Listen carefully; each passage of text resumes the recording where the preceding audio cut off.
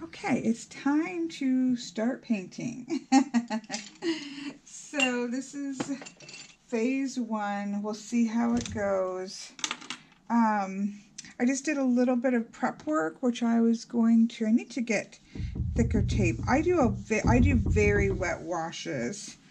I really like to slop a lot of water and a lot of paint on, because a lot of my paintings are really about color and the movement of color within the medium of water.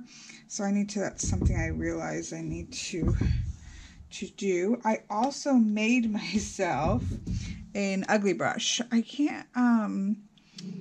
think it's Mind of Color. I'll try to put a link to his channel, but he has an ugly brush that he uses for masking fluid, so that you can kind of skip. Oh, it's kind of sticky. I need to put it up right and just let it dry. But it allows you to sort of skip around the page and make random dots and things for brush and not brushes and brushes, but brushes and tree lines and things like that. So I got a cheaper doe foot brush and put it in fixative or masking fluid and smashed it down. It's a little stickier and rubberier than I would like. But it's only been the first day and there's a lot of gunk on there. So I'm just going to keep letting this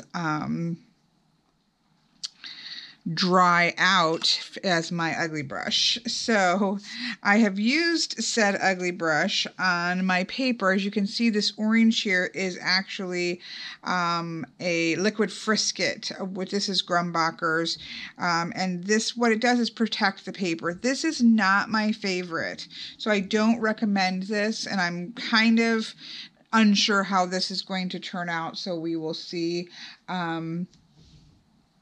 But I need to get a different one that's in a jar. My other ones are in markers or squirt bottles. I guess I could squirt that out and put it in a little well. So I'm not holding my breath. I'm willing that this may not turn out the way I want, and I'll try it again. And that's one of the things that I really learned with my with my Lenormand deck. I really learned that sometimes you can't be too married to something. You have to be willing to try again if something just doesn't work out the way that you expect that it will. I've got some pencil lines here, but I'll work on those when I'm removing this. I did do a little bit of prep work here, or a little bit of thinking through. I have some of my colors here. I've put, this is going to be for autumn equinox. So there, for the wheel part of the solar movement of the sun through the wheel of the year, there are two parts to each season, which I really like, because the beginning of autumn is very different than the ending of autumn. And so for the autumn equinox, or the beginning of autumn, you know, I wanted wheat fields and abundance and getting ready to harvest, that kind of energy. And so I'm mostly going to be relying on yellow ochre colors. So I have that kind of primary color here, which I need to kind of reactivate everything. I was kind of playing with things last night. And then I also have Holbein's, which is a little bit, I'm going to need quite a bit of this. This isn't a good brush for this, so let me get that out of the way. Put this away. And over here. And I need more of a just sappy-uppy kind of brush. That's a technical term. This soaks up a lot. And so, yeah. So I've got these colors in mind. And we'll be just doing kind of washes. And then the Holbein, yellow ochre is a little bit lighter, and I'll be using this more after I remove the fix-it. So I wanted to be able to get some darker colors in there and a little bit some greens and some, you know, other colors, but I didn't want to lose the bright and the movement of the wheat because for autumn equinox I want the wheat, the harvest, which is more of a growing, whereas in the autumn peak, more around Halloween and such, I want more of the falling leaves, and I want the movement to be more downward. So I really was kind of paying attention to those sort of washes, those wash colors. And this one I think is Daniel Smith's Burnt Sienna. I'm just going to get some more of the colors, which I think is right here. And I'm just slopping some water in so I can have, you know, once I wet my paper, I kind of want to have, and I will keep mixing things and bringing in more color, but as I need it. But it's good to start out with so that when you wet your paper, you've kind of got your washes set and you're not trying to mix on the go, which can get messy. So let's see. I want some more of that, which is M. Graham's Burnt Umber, which is right here. I'm not going to have a lot of this, but I do want some of that in there. So I think that is good. I'm going to pull some little bits of wildflowers in around the base, but I'm going to wait on the colors for that because that won't be until after I do the washes. So the point of this was just to kind of give myself the colors, give myself a little bit of what I'm looking for movement-wise, a little bit of the tone. I had first the tone changes, just to get a bit of a feel. I really want to get some textured tones into the backwash, so I'll be letting it dry a little bit, then spritzing it again, perhaps using a little bit of salt, that kind of thing, to get some good texture in the backwash of things.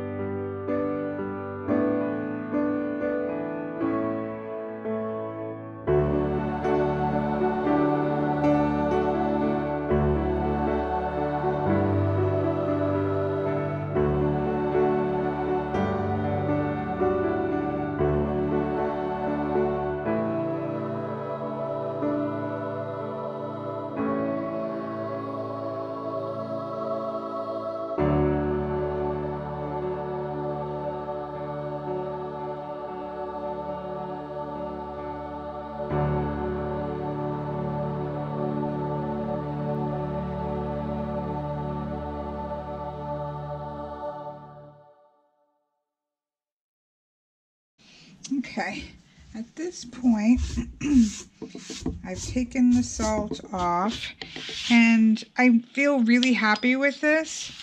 But the moment of revelation comes when, because anything else that I want to do, I can do,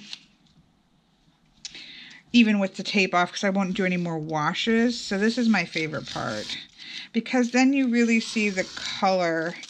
Oh, I actually really am happy with this. Next step is showing it to my BFFs, see what they think, but I actually really love this. So this would be the autumn equinox. The idea and the basic keyword for this is that idea of harvest. That is, we think of with autumn, whereas the autumn peak is more going to be the leaves that are falling away. So it's officially the first painting done. Other than maybe I'll do some little touch-ups as I go back. I can kind of tweak the little things, but the major part is done.